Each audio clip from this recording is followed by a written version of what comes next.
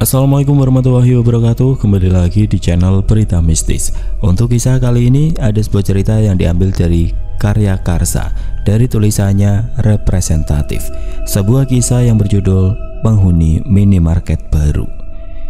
Sebelum kita lanjut ke ceritanya, tekan dulu tombol like video ini dan jangan lupa tekan juga tombol subscribe channel ini. Nyalakan juga lonceng notifikasinya agar tidak ketinggalan cerita-cerita lainnya dari channel ini. Dan buat teman-teman yang pengen membaca langsung ceritanya, nanti silahkan saja kunjungi linknya yang nanti akan saya sertakan di kolom deskripsi. Dan seperti apa untuk kisah kali ini, langsung saja kita masuk ke ceritanya.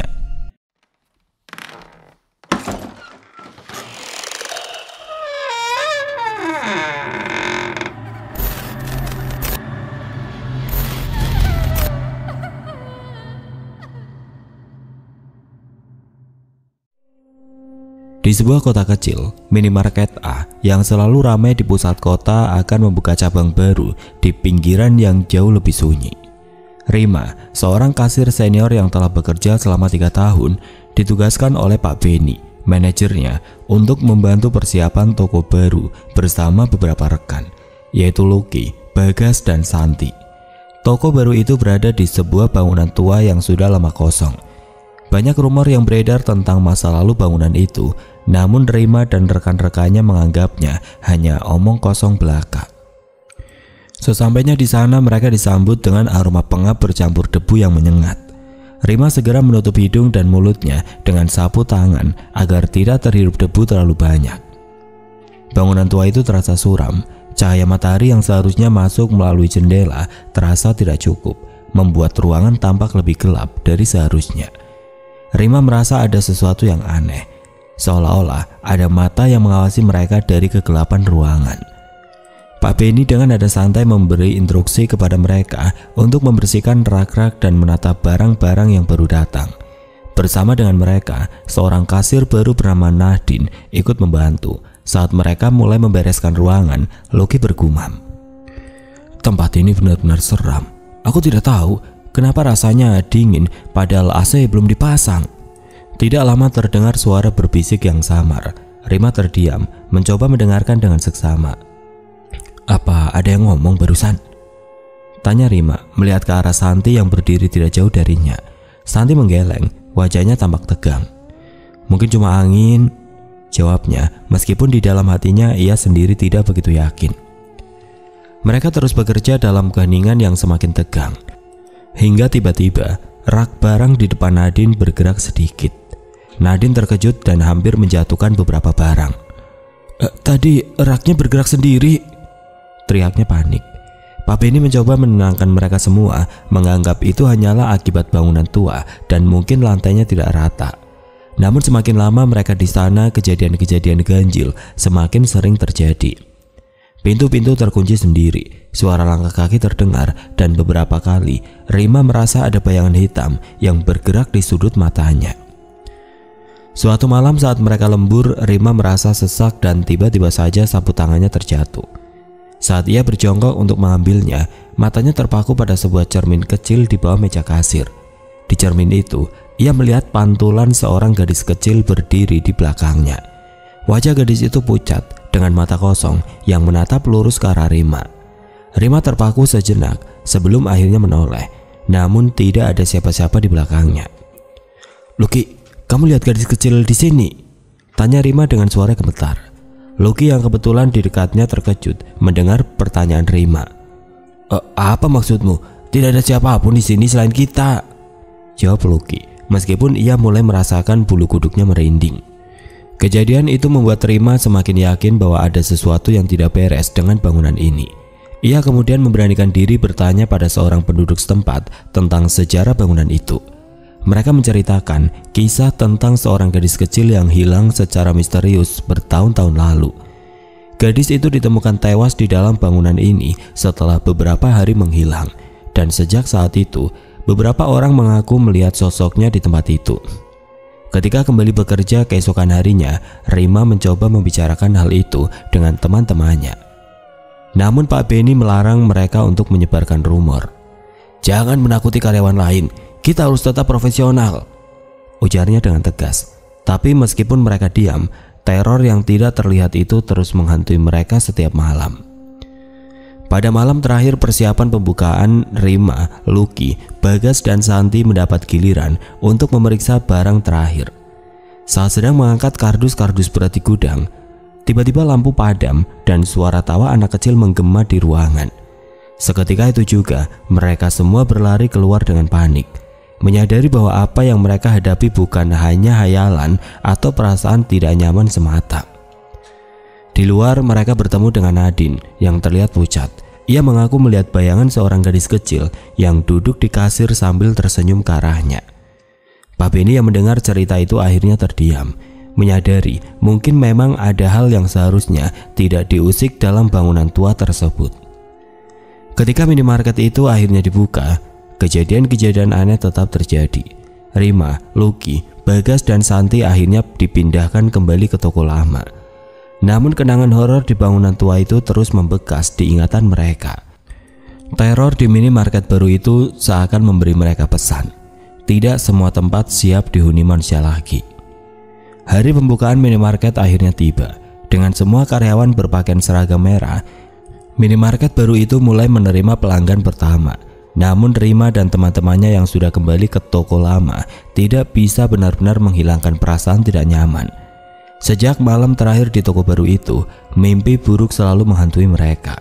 Sosok gadis kecil terlihat dalam cermin, tawa kecil yang menggema di gudang, dan perasaan dingin yang menyelimuti bangunan tua itu selalu muncul di benak mereka. 1 minggu setelah pembukaan, Pak Benny mengundang Rima untuk datang kembali ke toko baru. Katanya mereka butuh bantuan tambahan karena beberapa karyawan mengalami masalah kesehatan, termasuk Nadine yang tiba-tiba mengundurkan diri. Rima menolak dengan alasan sakit, tapi Pak Benny tidak menerima alasan itu. "Kamu senior di sini, Rima. Bantuanmu sangat berarti," kata Pak Benny dengan nada tegas. Rima akhirnya tidak punya pilihan selain datang. Ketika sampai di toko baru, Rima disambut suasana suram. Tidak ada pelanggan yang datang, bahkan rekan-rekan kerjanya seperti Lucky, Bagas, dan Santi tampak lebih pucat dari biasanya. "Rima, ada sesuatu yang harus kamu tahu," bisik Lucky dengan wajah ketakutan, memegang erat lengannya. "Toko ini kami mendengar suara-suara yang aneh setiap malam." Sebelum Rima sempat bertanya lebih lanjut, Pak Benny muncul dengan tergesa-gesa dan meminta mereka semua masuk ke gudang untuk memeriksa barang-barang yang baru datang. "Setelah ini kalian semua bisa pulang lebih awal," katanya singkat. Rima dan yang lainnya mengikutinya ke gudang dengan perasaan tidak tenang. Di gudang yang remang-remang itu, mereka mulai memeriksa kardus dan mencatat barang-barang. Suasana semakin mencekam ketika tiba-tiba terdengar suara benda jatuh dari rak paling belakang. Mereka semua berhenti dan saling menatap dengan waspada. "Itu apa?" tanya Bagas berbisik, wajahnya memucat. Mereka berjalan pelan-pelan menuju rak belakang dan mendapati sebuah kaleng makanan tergeletak di lantai. Lucky memungut kaleng itu dengan tangan gemetar, dan saat itulah mereka semua melihat bayangan kecil berkelebat di ujung gudang. Rima terdiam sejenak, merasa dejavu yang kuat. Bayangan gadis kecil itu sama seperti yang dilihatnya di cermin malam itu. "Apa itu gadis kecil?" tanya Santi dengan suara hampir tidak terdengar.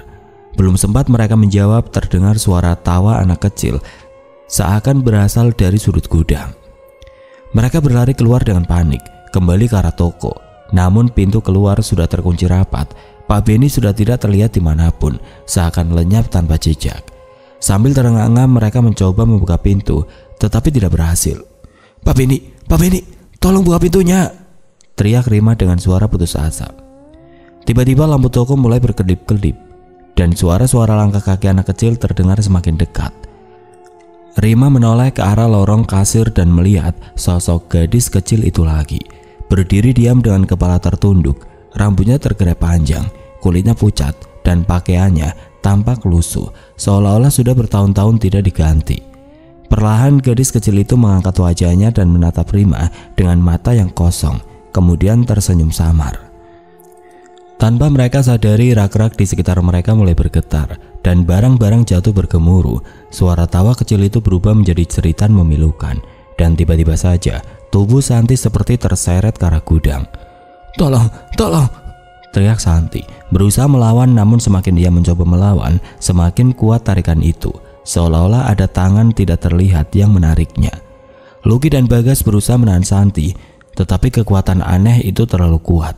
Dalam kepanikan mereka, Rima berlari menuju pintu, memukulnya dengan sekuat tenaga sambil berharap bisa menemukan jalan keluar. Namun saat itu juga sosok gadis kecil itu sudah berada tepat di depannya. Wajahnya hanya beberapa inci dari wajah Rima. Suara berbisik kecil terdengar di telinganya. "Kamu mengusik tempatku, pergi atau kamu tidak akan pernah keluar." Rima menjerit dan jatuh terduduk, sementara gadis kecil itu menghilang di depan matanya. Ketika ia menoleh, Santi sudah tidak ada di sana, hanya Lucky dan Bagas yang kini terduduk lemas di lantai, gemetar tidak berdaya. Mereka akhirnya berlari menuju belakang toko, berharap menemukan pintu lain. Tetapi setiap pintu yang mereka buka hanya membawa mereka kembali ke ruangan yang sama, seperti lorong tanpa akhir. Di tengah keputusasaan mereka, Pak Benny tiba-tiba muncul dengan wajah pucat. "Apa yang kalian lakukan di sini?" tanyanya dengan nada datar yang aneh. "Pak, ada sesuatu di toko ini. Santi, dia menghilang," jawab Lucky dengan suara parau. Namun Pak Benny hanya tersenyum tipis, pandangannya kosong. "Kalian tidak bisa pergi kemana-mana. Kalian sudah menjadi bagian dari toko ini." Saat kata-kata itu terucap, lampu kembali padam. Dalam kegelapan yang pekat, Rima merasakan hawa dingin menyelimutinya. Terasa seakan-akan banyak tangan yang tidak terlihat menyentuh dari segala arah, menarik, mencengkram dan menahan mereka semua. Di tengah jerit ketakutan, suara tawa gadis kecil itu kembali terdengar, semakin keras dan semakin jelas. Ketika lampu akhirnya menyala kembali, Rima, Lucky dan Bagas mendapati diri mereka duduk di ruang kasir. Persis seperti saat pertama mereka tiba. Tapi sekarang suasana benar-benar sepi. Pintu minimarket terbuka, namun tidak ada satupun pelanggan atau orang di luar sana. Mereka semua saling memandang dengan ketakutan, menyadari sesuatu yang mengerikan. Mereka telah terjebak di dalam toko ini dan sepertinya mereka tidak akan pernah bisa keluar. Sejak malam itu tidak seorang pun lagi yang melihat Rima, Lucky atau Bagas. Minimarket itu ditutup keesokan harinya, konon katanya karena sepi pengunjung. Namun beberapa penduduk kota yang lewat malam-malam mengaku mendengar suara tawa anak kecil dari dalam minimarket kosong itu. Mereka bahkan bersumpah melihat sosok-sosok kasir dengan seragam merah yang masih berdiri di balik meja kasir, seolah-olah mereka masih bekerja, namun dengan tatapan kosong yang tidak pernah berpaling. Minimarket baru itu kini resmi ditutup. Toko tersebut ditinggalkan dalam keadaan berantakan dengan rak-rak kosong dan debu tebal yang mulai menutupi setiap sudut. Namun rumor semakin menyebar di kalangan penduduk. Beberapa orang yang berani mendekati minimarket pada malam hari mengaku mendengar suara-suara aneh dan merasakan tatapan yang tidak terlihat. Bahkan ada yang mengaku melihat sosok wanita berseragam merah berdiri di dalam, meskipun minimarket itu sudah tidak beroperasi. Pak Benny yang masih penasaran dan tidak percaya pada segala cerita horor yang beredar, memutuskan untuk datang ke minimarket tersebut pada malam hari. Ia merasa ada sesuatu yang janggal, dan ia yakin jika ada kebenaran di balik kejadian-kejadian ini, ia sendiri yang akan menemukannya.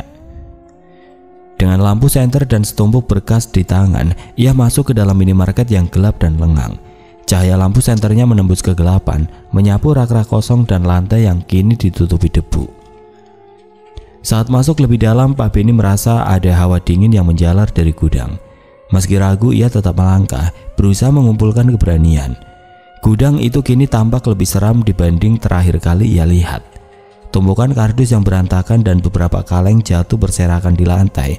Ketika Pak Benny menyinari ujung gang dengan senternya, ia terpaku. Di sudut gelap, terlihat sesuatu yang sangat aneh. Seorang sosok dengan wajah pucat dan tubuh terbalut kain putih berdiri di sana. Di sudut gudang, Pak Benny terpaku. Matanya tidak berkedip, jantungnya berdebar kencang. Sosok itu berwujud pocong, tubuhnya dibalut kain kafan lusuh dengan beberapa bagian berwarna kecoklatan seperti bekas tanah. Wajahnya tampak putih pucat dengan mata kosong yang menatap lurus ke arahnya. Pak Benny berusaha mundur pelan-pelan, tapi tatapan kosong pocong itu seperti mengikuti setiap gerakannya. Ia tidak berani memalingkan muka, namun dalam benaknya ia mulai menyesal masuk ke minimarket itu sendirian. Tidak mungkin, ini pasti hanya bayangan, gumam Pak Benny, mencoba meyakinkan diri sendiri. Tapi semakin dia mundur, sosok pocong itu semakin mendekat, seolah-olah melayang tanpa suara di atas lantai gudang yang dingin. Tiba-tiba terdengar suara berderak di sekitar Pak Benny, seperti ada yang bergerak di antara rak-rak. Ia menoleh ke arah suara tersebut, tetapi tidak ada apa-apa. Ketika ia menoleh kembali ke sudut gudang, sosok pocong itu sudah semakin dekat. Hanya beberapa meter darinya, mulut Pak Benny terbuka, tetapi tidak ada suara yang keluar. Keringat dingin mengalir di pelipisnya, sementara tubuhnya terasa kaku seakan berat untuk digerakkan. Saat itulah Pak Benny mendengar suara kecil, seperti anak kecil tertawa, memenuhi ruangan gudang. Suara tawa itu semakin keras, bergema di antara rak-rak, membuat bulu kuduk Pak Benny semakin berdiri. Ketika ia mengarahkan senter ke arah lain, ia mendapati sesuatu yang mengejutkan. Terlihat sosok Rima, Lucky, Santi, dan Bagas berdiri di tengah lorong gudang. Wajah mereka pucat dan tidak berekspresi. Mata mereka menatap lurus ke arahnya. Tidak mungkin, kalian menghilang, Pak Benny berbisik, suaranya serak dan gemetar. Tiba-tiba sosok pocong di depannya bergeser, mendekat hanya beberapa inci dari wajah Pak Benny. Wajahnya yang menyeramkan kini tampak lebih jelas. Kulit pucat dan rusak dengan mata kosong yang menatap tanpa berkedip. Pocong itu mengeluarkan suara berbisik, samar tapi jelas, di telinga Pak Benny. Mengapa kamu kembali? Pak Benny jatuh terduduk, kakinya tidak lagi sanggup menopang tubuhnya yang kini gemetar hebat.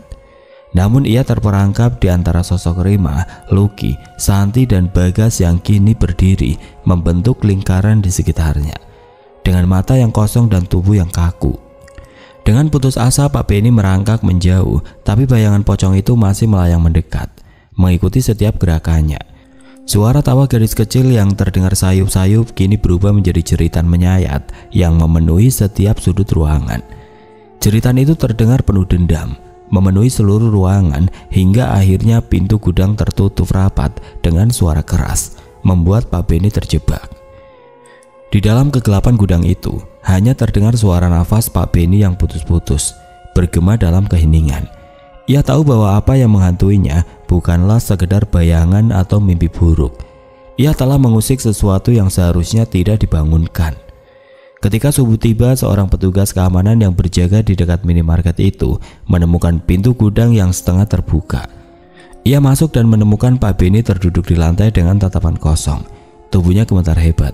Di sekitar Pak Benny, lantai penuh dengan bekas-bekas kotoran yang membentuk jejak kaki kecil, dan di sudut ruangan kain kafan yang kotor tampak tergeletak. Petugas itu berlari keluar dengan panik, dan sejak saat itu tidak ada seorang pun yang berani memasuki minimarket tersebut lagi. Penduduk desa mulai percaya bahwa toko itu benar-benar dikutuk, dan mereka memutuskan untuk menutupnya selamanya. Toko itu akhirnya menjadi bangunan kosong, ditinggalkan begitu saja dengan semua misterinya yang tidak terpecahkan. Namun mereka yang nekat lewat pada malam hari di sekitar minimarket itu mengaku sering mendengar suara tawa anak kecil dan melihat sosok putih yang berdiri di balik jendela, menatap dengan mata kosong, menunggu siapa lagi yang akan mengusik tempat peristirahatan terakhirnya. Setelah kejadian malam itu, minimarket A di pinggiran kota benar-benar ditutup. Namun rasa penasaran yang kuat menghantui beberapa orang, termasuk Lucky, Bagas, dan Santi, yang entah kenapa selalu merasa seolah dipanggil kembali ke sana. Setelah beberapa minggu mencoba melupakan pengalaman mengerikan mereka, Lucky mengajak Rima untuk bertemu di kafe kecil di tengah kota. Ada sesuatu yang ingin dibicarakan. Di kafe itu, Lucky, Bagas, dan Santi sudah duduk menunggu ketika Rima datang. Wajah mereka tampak tegang dan pucat. Bayangan kejadian mengerikan di minimarket itu tampak masih menghantui pikiran mereka. Kalian gak lupa apa yang kita lihat di sana kan? Kata Lucky dengan suara serak. Rima menghela nafas panjang. Gimana mungkin bisa lupa? Setiap kali aku tidur, aku selalu teringat wajah gadis kecil itu. Bahkan kadang aku dengar suara tawa kecil di kamar kosku. Santi yang selama ini lebih banyak diam akhirnya ikut bicara. Aku rasa kita belum selesai dengan tempat itu. Aku gak tahu kenapa, tapi setiap malam aku mimpi tentang gudang itu, seolah ada yang memanggilku kembali. Mereka semua terdiam, lalu saling memandang. Meski takut, mereka merasa ada sesuatu yang belum terselesaikan, seolah-olah minimarket tua itu memiliki misteri yang belum terungkap. Setelah berdiskusi panjang, mereka akhirnya sepakat untuk kembali ke sana malam itu. Meskipun mereka tahu resikonya, mereka merasa perlu mencari tahu apa yang sebenarnya terjadi, terutama setelah kabar Pak Benny ditemukan dalam kondisi linglung dan tidak bisa bicara setelah kejadian di gudang itu. Malam itu dengan berbekal senter, masker, dan keberanian yang tersisa, mereka berkumpul di depan minimarket yang kini tampak lebih menyeramkan dari sebelumnya. Bangunan itu terlihat kusam dan jendelanya yang gelap seperti mata kosong yang mengintip ke dalam jiwa mereka. Mereka saling memandang sebelum masuk ke dalam. Pintu utama ternyata tidak terkunci, mungkin karena sudah lama tidak ada yang mengurus toko itu. Ketika mereka melangkah masuk, bau pengap dan lembab langsung menyergap hidung mereka. Tempat itu seolah tidak berubah sejak terakhir kali mereka berada di sana. Rak-rak kosong, debu tebal, dan suasana sunyi yang membuat mereka merinding. Mereka berjalan ke arah gudang dengan langkah pelan. Suara derap kaki mereka terdengar bergema di dalam gudang yang sepi. Sesampainya di gudang, mereka semua berdiri diam. Gudang itu terasa lebih dingin dari ruangan lain, dan hawa seram yang familiar menyelimuti mereka. Tiba-tiba, lampu senternya Lucky mulai berkedip-kedip dan suara tawa kecil bergema lagi dari sudut ruangan. Wajah mereka berubah tegang. Perlahan suara tawa itu semakin keras, diiringi oleh bau busuk menyengat yang entah berasal dari mana. Ketika Lucky menyorotkan senternya ke sudut gudang, mereka semua terdiam ngeri di sana. Terlihat sosok pocong berdiri dengan kain kafan yang lusuh dan robek. Wajah pucat pocong itu terlihat lebih jelas dalam cahaya senter yang berkedip-kedip, dan mata kosongnya seakan menatap langsung ke dalam jiwa mereka. Kita harus keluar sekarang!" teriak Santi dengan suara bergetar. Namun ketika mereka berbalik menuju pintu keluar, mereka mendapati pintu gudang itu tertutup rapat. Mereka mencoba mendorongnya, namun pintu itu tidak bergerak sedikit pun. Seolah ada kekuatan tidak terlihat yang menahannya. Di belakang mereka suara langkah kaki mulai mendekat, berat dan lambat, seolah-olah seseorang atau sesuatu sedang mengintai mereka. Rima mencoba mengambil nafas dalam-dalam. "Kita harus tetap tenang, cari jalan keluar lain." Mereka berlari di antara rak-rak, berharap bisa menemukan pintu belakang, namun suara tawa itu semakin keras, bergema dari segala arah, membuat mereka merasa seolah-olah sedang terperangkap di dalam jebakan. Di tengah-tengah ketakutan, tiba-tiba muncul bayangan gadis kecil itu lagi. Wajahnya pucat dengan mata gelap dan kosong, tubuhnya seperti melayang di atas lantai. Gadis itu mengulurkan tangannya ke arah mereka, lalu bibirnya bergerak perlahan, mengucapkan sesuatu dengan suara yang terdengar seperti bisikan. "Aku hanya ingin bermain." Kata-kata itu membuat bulu kuduk mereka berdiri, dan saat gadis kecil itu menghilang, mereka mendapati diri mereka terjebak lagi di ruangan yang sama, seolah berputar-putar tanpa akhir. Nafas mereka semakin cepat, dan di tengah keputusasaan, Bagas menyadari sesuatu. Ada sebuah foto lusuh yang tergeletak di sudut ruangan. Ia mengambil foto itu dengan tangan gemetar. Di dalam foto itu terlihat gambar seseorang anak perempuan kecil yang berdiri di depan bangunan minimarket yang kini mereka tempati, bersama seorang pria yang tampak familiar. Rima memperhatikan foto itu dan terkejut. Itu Pak Benny." Mereka semua saling berpandangan, mencoba merangkai potongan-potongan yang mulai terungkap. Gadis kecil itu adalah putri Pak Benny, dan menurut rumor yang beredar, putrinya hilang bertahun-tahun lalu di bangunan ini. Rasa marah dan kesedihan gadis itu sepertinya masih terperangkap di tempat ini, menghantui siapapun yang mencoba mengusiknya. Saat mereka mulai memahami semua itu, suara jeritan panjang terdengar, dan pocong yang tadi berdiri di sudut gudang kini semakin mendekat. Sosok itu membuka mulutnya seakan menuntut balas. Suara tawa gadis kecil itu bergema lagi, dan kata-kata penuh kemarahan mulai terdengar dari mulut pocong itu. "Kamu mengabaikanku, kamu meninggalkanku." Tiba-tiba pintu gudang terbuka, dan di sana berdiri sosok Pak Benny dengan wajah pucat, mata merah, dan ekspresi kosong. Ia berjalan mendekati mereka dengan tangan terulur ke arah pocong dan gadis kecil itu. "Maafkan aku tidak bermaksud meninggalkanmu di sini sendirian." kata Pak Benny dengan suara serak. Gadis kecil itu tersenyum samar lalu perlahan menghilang bersama pocong di sebelahnya. Seolah-olah akhirnya menemukan kedamaian. Cahaya di gudang mulai memudar meninggalkan mereka dalam kegelapan total. Ketika mereka akhirnya membuka mata, mereka mendapati diri mereka berada di luar minimarket, berdiri di bawah sinar bulan yang redup. Bangunan itu kini benar-benar gelap dan sunyi, tidak ada lagi tawa anak kecil, tidak ada suara aneh, seolah-olah seluruh energi jahat yang menghantui tempat itu telah pergi. Rima, Lucky, Bagas dan Santi berdiri dalam kebisuan, menyadari bahwa mereka telah menyaksikan sesuatu yang seharusnya tetap tersembunyi. Mereka saling berpandangan dan tanpa kata sepakat untuk tidak pernah membicarakan kejadian ini lagi.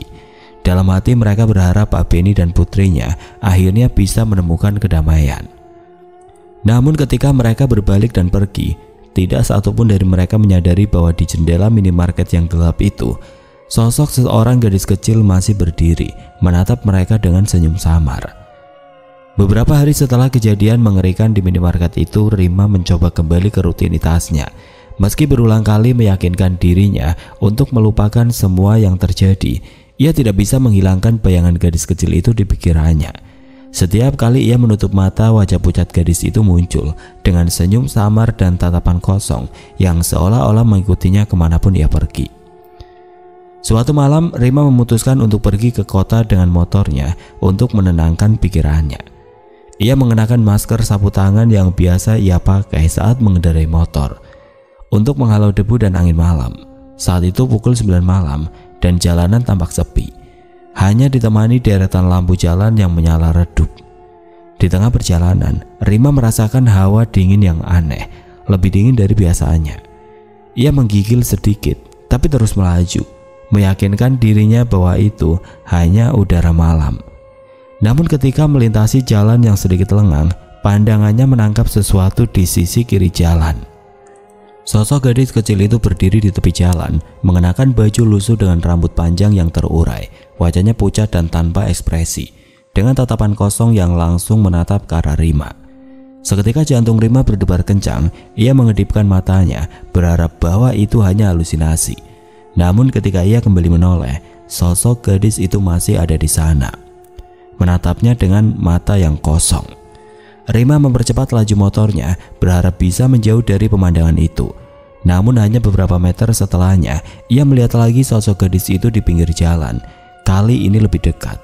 Gadis kecil itu berdiri di bawah bayangan pohon, dan wajahnya semakin jelas dalam cahaya lampu jalan. Tubuh Rima gemetar, dan tanpa sadar ia memperlambat laju motornya. Dengan nafas yang tercekat, Rima memberanikan diri untuk menolehkan pandangannya ke samping, berharap sosok itu telah hilang. Namun ia hampir berteriak saat melihat gadis itu kini berdiri lebih dekat. Tatapannya menembus mata Rima seolah-olah menuntut sesuatu darinya. Tiba-tiba suara tawa kecil menggema di sekelilingnya, suara yang sama seperti yang ia dengar di minimarket tempo hari. Rima menghentikan motornya sejenak, merasa seluruh tubuhnya lemas.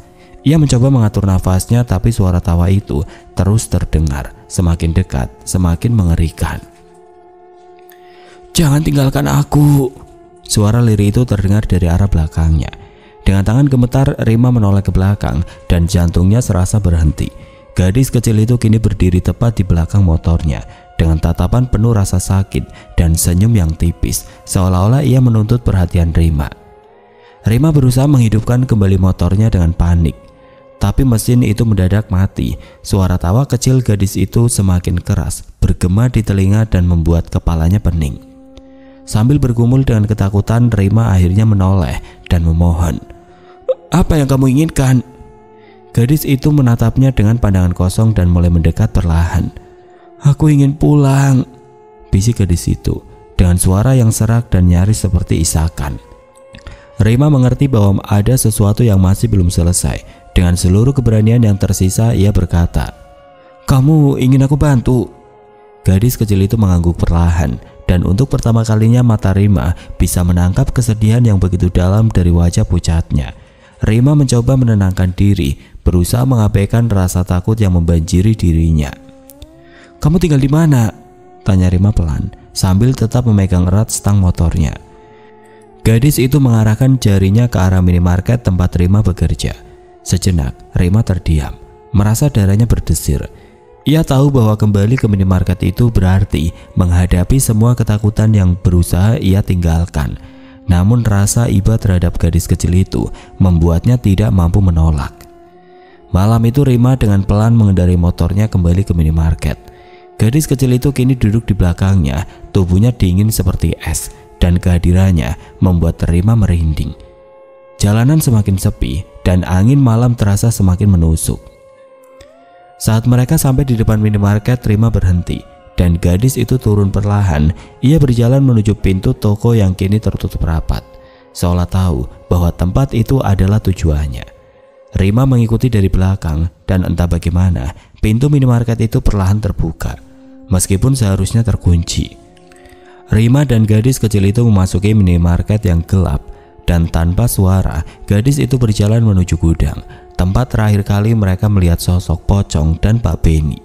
Rima mengikuti, meski rasa takutnya semakin memuncak. Di dalam gudang, gadis kecil itu berhenti dan berbalik menghadap Rima.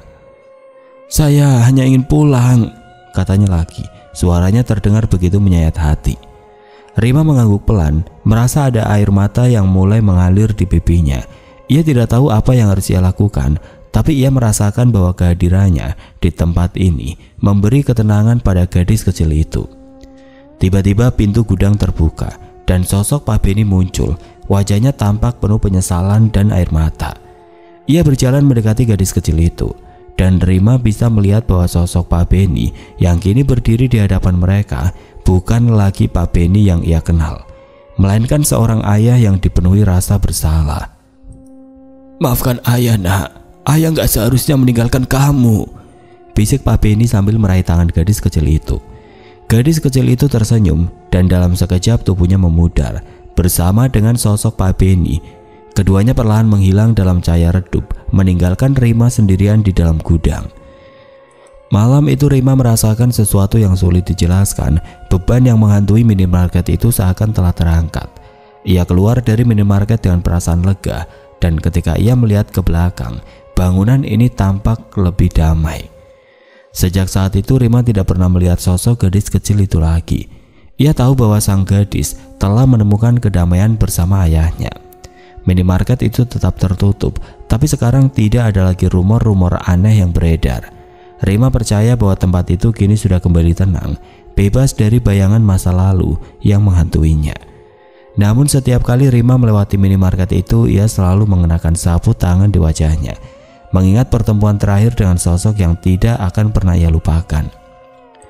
Setelah kejadian terakhir di minimarket, Rima merasa hidupnya kembali tenang. Namun rasa penasaran akan bayangan gadis kecil dan kebiasaan uniknya semakin membuat pikirannya tidak tenang. Kebiasaan Rima menggunakan sapu tangan sebagai masker setiap kali keluar mulai menjadi sebuah pertanyaan yang ingin ia jawab.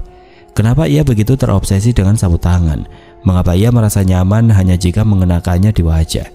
Kejadian di minimarket mungkin selesai, tapi ada bagian dalam dirinya yang terasa kosong, seolah ada misteri lain yang belum ia pahami.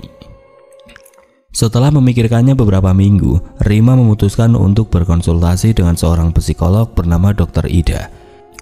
Dr. Ida terkenal ramah dan cukup dikenal sebagai seseorang yang memiliki intuisi tajam terhadap hal-hal yang sulit dijelaskan oleh ilmu pengetahuan. Ketika ia masuk ke ruang konsultasi, Dr. Ida langsung menyambutnya dengan senyum hangat. "Kamu Rima ya? Silakan duduk," kata Dr. Ida menyilahkan Rima untuk duduk di sofa. Rima menghela nafas panjang lalu mulai menceritakan kebiasaannya yang selalu memakai sapu tangan sejak kecil. "Saya tidak pernah merasa nyaman kalau keluar tanpa masker sapu tangan ini, Bu. Entah kenapa setiap kali pakai, saya merasa lebih tenang. Bahkan saat saya takut atau gelisah, seolah-olah ada sesuatu yang mengikat saya pada sapu tangan ini," jelas Rima. Dr. Ida mendengarkan dengan seksama sambil sesekali mencatat. Setelah beberapa saat, ia tersenyum kecil lalu berkata, "Kamu tahu Rima, dari sisi psikologi, kebiasaan ini bisa disebut fetishisme. Ini bukan hal aneh atau salah, tapi lebih kepada kecenderungan emosional seseorang terhadap objek tertentu. Fetis sering berbentuk karena hubungan emosional sejak kecil terhadap suatu benda. Bisa untuk kenyamanan atau perlindungan, Dalam kasusmu, sapu tangan itu bisa jadi semacam perlindung emosional. Rima merasa sedikit lega mendengarnya, namun ia juga penasaran. Kenapa saya merasa sapu tangan ini seperti lebih dari sekedar benda, seperti ada sesuatu di dalamnya? Dokter Ida terdiam sejenak. Ia lalu menatap Rima dengan sorot mata lebih serius. Rima, ini mungkin terdengar aneh, tapi saya ingin bicara secara jujur. Beberapa benda bisa membawa energi tertentu. Terkadang jika benda itu diwariskan atau memiliki sejarah emosional yang kuat, benda itu menyimpan sebagian dari jiwa pemilik sebelumnya. Sapu tanganmu, saya merasa ada energi yang mengitarinya. Rima tertegun. Ia tidak pernah berpikir sejauh itu, tapi kata-kata Dokter Ida seolah membuka pintu baru dalam benaknya. Apa maksud ibu? Dokter Ida menjelaskan dengan hati-hati. Sapu tanganmu mungkin memiliki keterkaitan dengan seseorang dari masa lalumu. Apakah kamu tahu siapa yang memberikannya padamu? Rima memejamkan mata, mencoba mengingat. Ia selalu mengira sapu tangan itu pemberian ibunya, namun ia tidak pernah benar-benar tahu asal-usulnya. Sapu tangan ini diberikan oleh nenek saya sebelum beliau meninggal. Saya masih kecil waktu itu, dan nenek bilang sapu tangan ini akan menjaga saya, tapi saya tidak pernah berpikir lebih jauh. Dokter Ida mengangguk sambil tersenyum tipis. Mungkin nenekmu memiliki ikatan emosional yang sangat kuat dengan sapu tangan ini, dan energinya masih melekat di sana. Kadang-kadang, seseorang yang telah meninggal bisa menitipkan sebagian dari dirinya kepada benda-benda yang sangat mereka cintai. Rima terdiam, berusaha mencerna informasi itu. Apakah mungkin nenek saya masih berusaha melindungi saya lewat sapu tangan ini? Bisa jadi begitu, kata Dokter Ida. Sapu tangan itu mungkin menjadi semacam penghubung antara kalian. Energi nenekmu masih berusaha menjaga dan melindungi kamu. Tapi jika ini terjadi, sesuatu yang terlalu membebani, kamu juga bisa mencoba berbicara dengan beliau. Rima merasa terkejut sekaligus penasaran. Ia tidak pernah membayangkan bisa berbicara dengan neneknya yang telah lama meninggal.